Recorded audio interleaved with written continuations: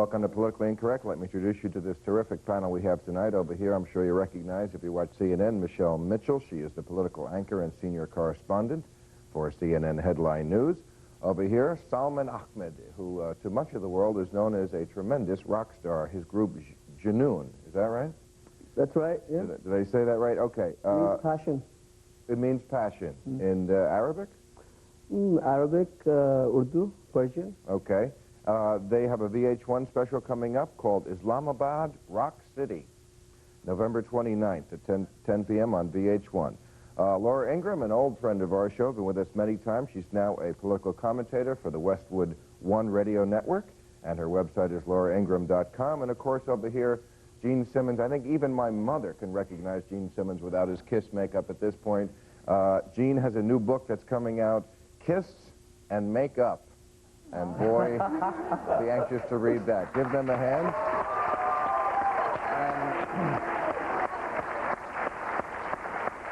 All right. Let me ask this question of this panel. I think we hear on a daily basis from a lot of Muslim Americans or even Muslims around the world pretty much saying the terrorists, they don't speak for us, they have hijacked the religion, they don't talk for us. My question is then, who does? Because I understand bin Laden's vision of where the world should go, back.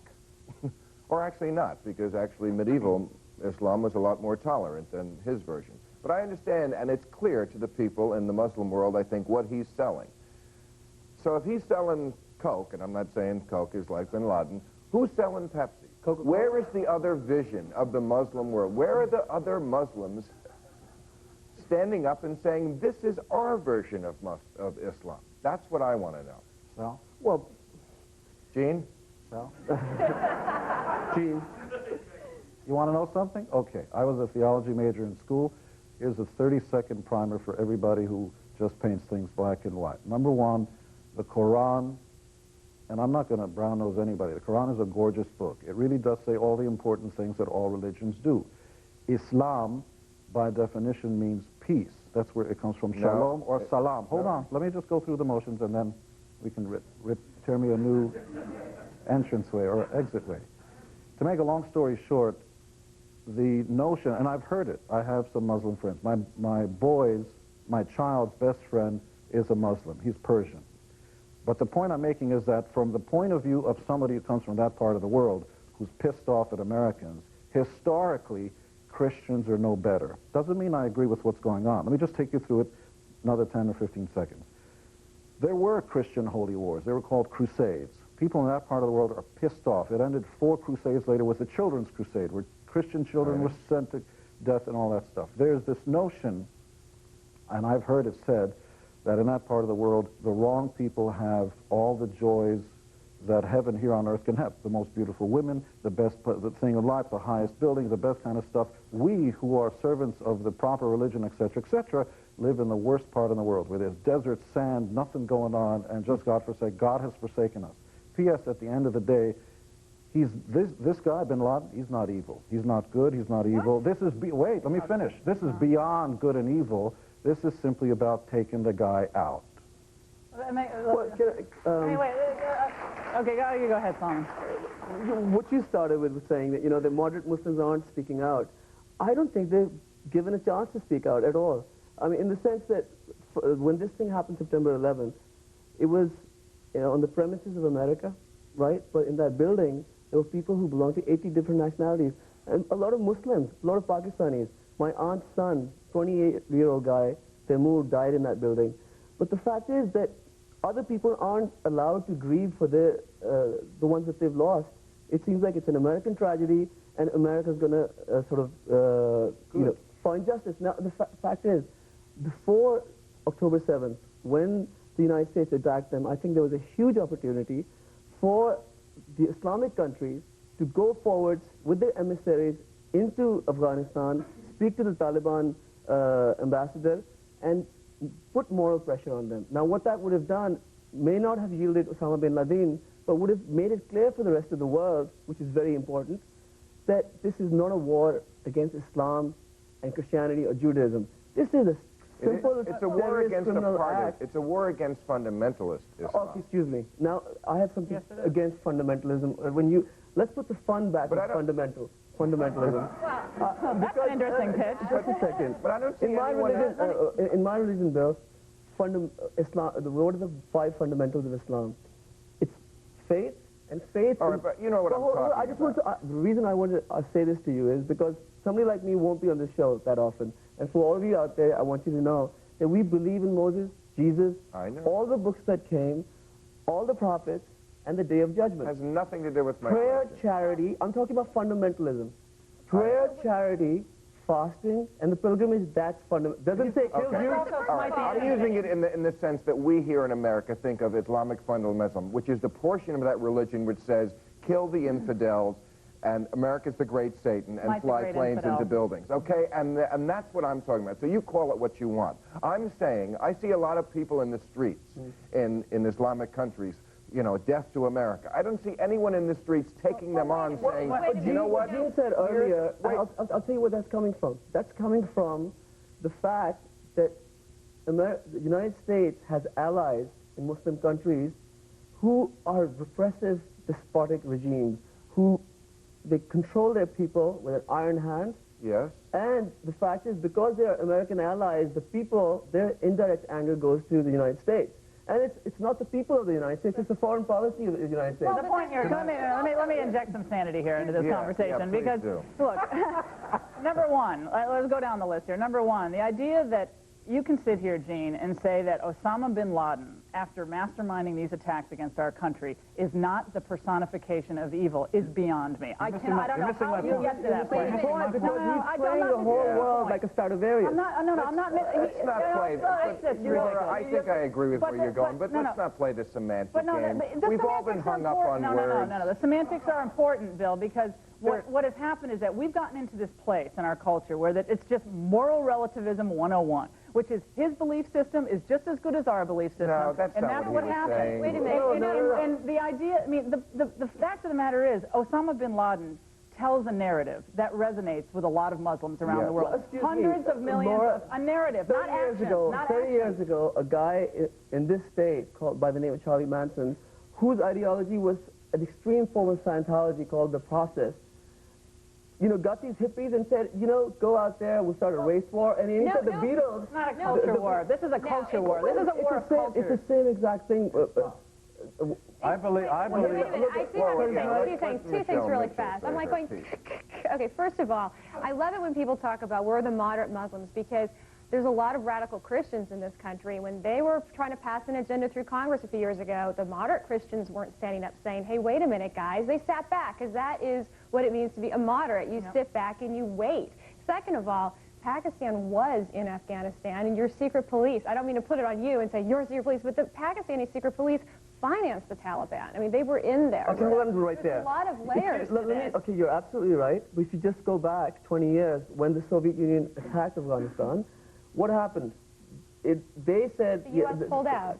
They didn't pull out. They actually pulled in. Afterward, after the war. That's why I'm saying this is not the CIA funded the ISI, the secret Yes. police Pakistani, said we need to get the Afghanis to beat the Soviet Yes. commies. We got the beat out of them, and what we have to do is tell them this is against their religion.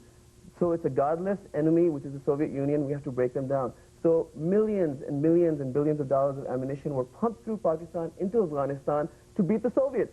And those guys, the 16, 17-year-old But guys... it's always about us. I see no looking in the mirror. I see no... Let me just finish, Bill. I see nobody when in they, the when Islamic... they beat the Soviet Union and for the free world, the Cold War was ended, America exited. I know, America, but it's like, is America really responsible for all the problems in the Islamic world? Do we really have our foot on the throat of the Islamic people? Can I comment as an Is Israeli? it just us?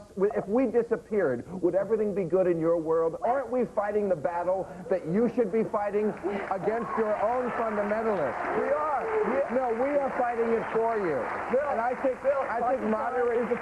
truly moderate Islamic people Who's bordering Afghanistan secretly right now? like it, that we are fighting fighting the fundamentalists because it's your battle against your fundamentalists. When Southern terrorists in the 50s and 60s, Bill, You're obsessed with that. I'm saying look at the bigger picture. Okay, let me show you the bigger picture. In my country... I can't. I got to take a commercial. We'll come back.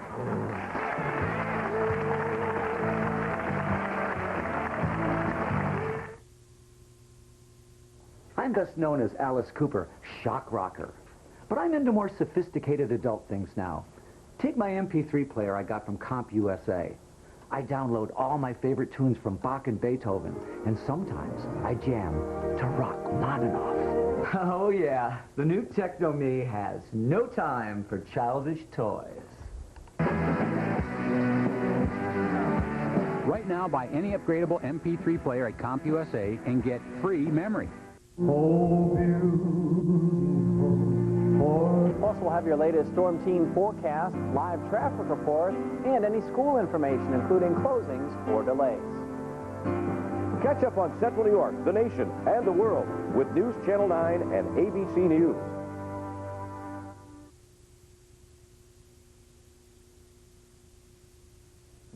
Okay, let's get back to what we were talking about. I'm sure everyone wants to. I was asking, where are the moderate Muslims? Why aren't they standing up? And let me just give an example of what I'm talking about. When Vietnam was going on, I remember seeing scenes in our streets of hard hats and hippies shouting at each other, fighting each other. You see it outside of an abortion clinic. I don't see anyone in the streets taking on the bully. The United States, I think, is doing your fight for you. All these moderate Muslims, I think, are secretly glad the United States is fighting these fundamentalists because they know that the threat to the religion is not from us. It is from your own, and you should fight it internally. Bill, if you live... I'm based in Karachi, Pakistan. Yes. 15 years ago, I started a rock band. These religious extremists would come... I mean, we would have to do secret gigs, but they would come and break your instruments. They could not tolerate this. Not because... I'm supposed to hear we break our own instruments, Gene, the rock band. You didn't have to do it. That's the difference.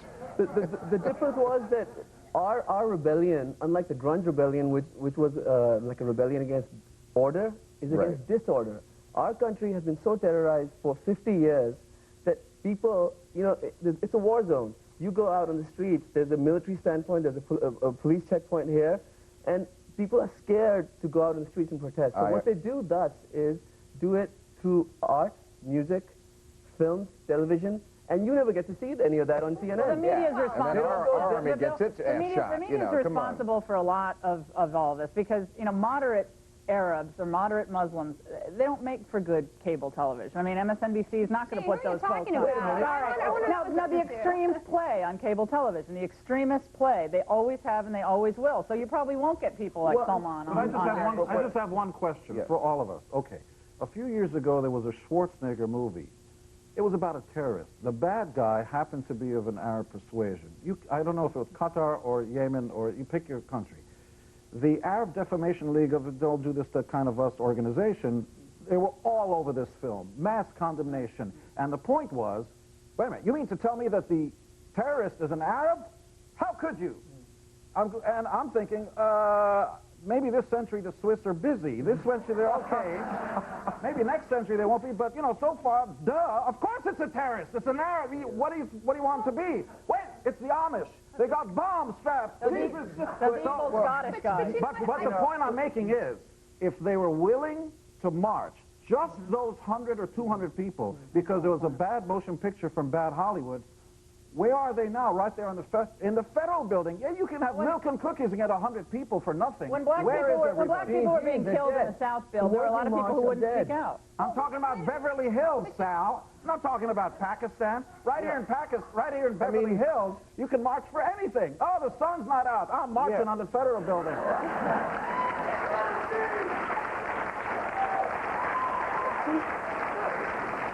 I mean, I don't see any of that passion for this other vision. I understand what bin Laden's vision is. Wait a minute. I'm sorry to interrupt you, but what really kind of bothers me about this whole thing is we keep couching in terms of religion, and this to me seems all about economics. I mean, the people who I've talked to who say, I'm going to go march in the jihad, they live off of $150 American a year, and you have bin Laden who, as Laura pointed out, says, okay, I'm going to give you a narrative, I'm going to give you a villain, and and I'm going to bring you in, I'm going to make your life better. And that is very appealing to people who have nothing. I mean, these are people who are willing to die. I mean, think about the desperate straits they have to be. It's therein lies the point. He's willing to die, and I think America should help him. Why don't poor people in other parts of the world who had colonial oppression, who are not Islamic, why aren't they flying planes into our buildings? It is a clash of two cultures who fundamentally disagree. Too. Come on. It is a clash of two cultures. You know, the book, The Clash of Civilizations, that James Huntington wrote, tells this perfectly. It's a story of two different civilizations, the Judeo-Christian ethic on the one hand,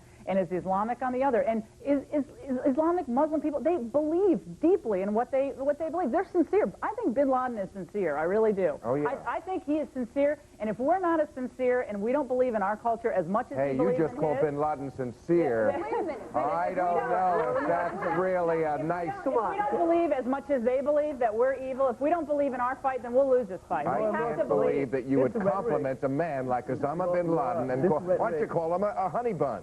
Laura, you have to realize that within the United States, nobody faces terrorism. The first time ever that a terrorist attack has taken place of this magnitude was September 11th. And it shocked not only Americans, but the entire planet, okay? The difference is that people inside the United States go about their lives ignorant of what's happening in the rest of the world. Yes. This is business. Wait a minute. Why are we ignorant? I'll tell you why you're ignorant. I'll tell you why. Not anymore. Come on, not any ignorant anymore. Oh, yeah, we're still ignorant. Plenty ignorant. I believe in the American people a lot more than that. Remember during the Republican Revolution, I'm sorry, when people were actually bragging, members of Congress were bragging, I don't have a passport, I've never traveled overseas. And these are our legislators who are bragging about their... George Bush had never been overseas. Yes, I'm sorry, but I actually have a real problem with this. I think we need to require some sort of international travel before That's we serve true. an office. But it doesn't mean we should have died Bill, for there's it. another point I want to Doesn't mean we make. should have died for You it. will have to wait for this commercial. Sorry.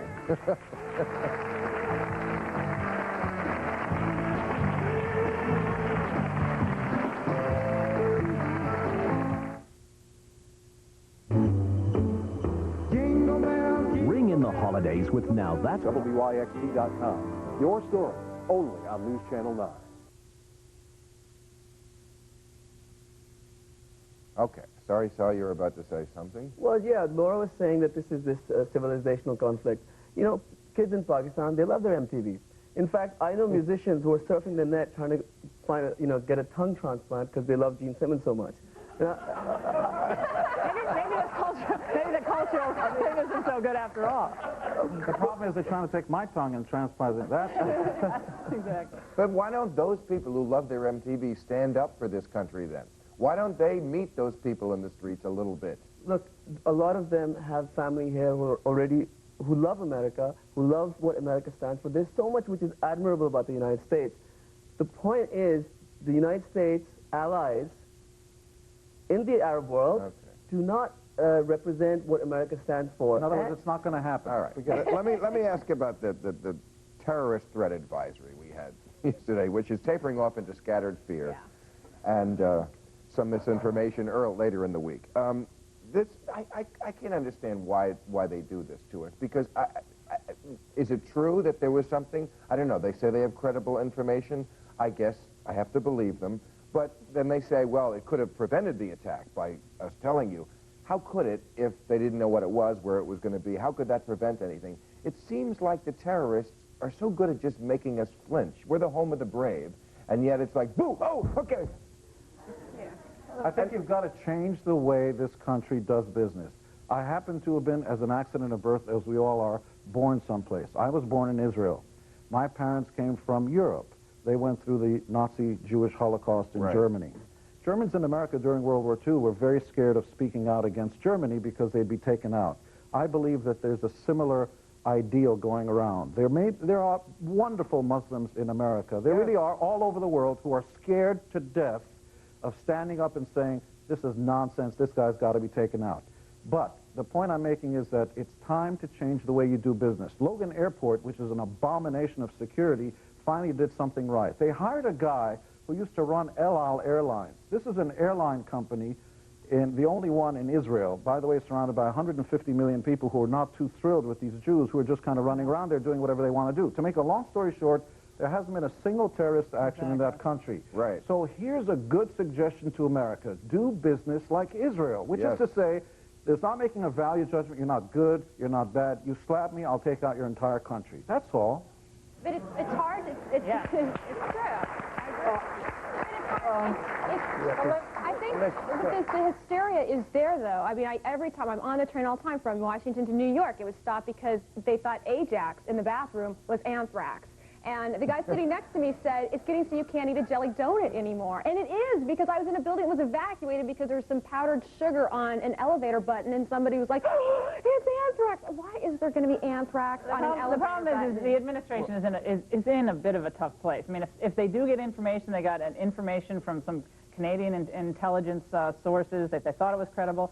If something happened and they knew information and they didn't release it, they would be crucified. That's the problem, though. They'd be Our crucified. intelligence, we keep on talking about ass. Yeah, maybe, Bill, maybe not. I mean, the point is, maybe, I mean, you can't know with this. I mean, you just can't know. The terrorists must be laughing at us, that the fact that at the Yankee game last night you couldn't have costumes. Because what? Osama bin Laden might be there with an Osama bin Laden mask on? You know what? I mean, that's sensible. But it's all good. You know why? Because in time of war, you need extraordinary measures. During World War II, there were lights out. People would knock on your door. However, just want to make the point. The notion hit me all of a sudden. I saw 10 or 15 people marching. It was like peace, love, white, middle-class kids who probably believe in the notion that don't go to war, don't take out these people, let's have a conversation. They were saying, make love, not war.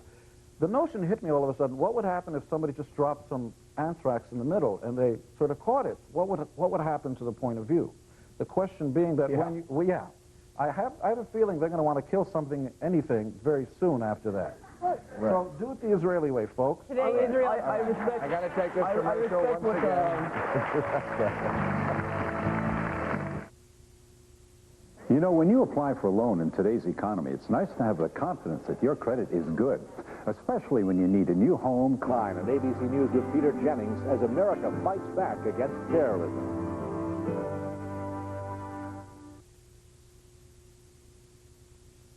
All right, let me show you what drove bin Laden over the edge. It's right here. This is what...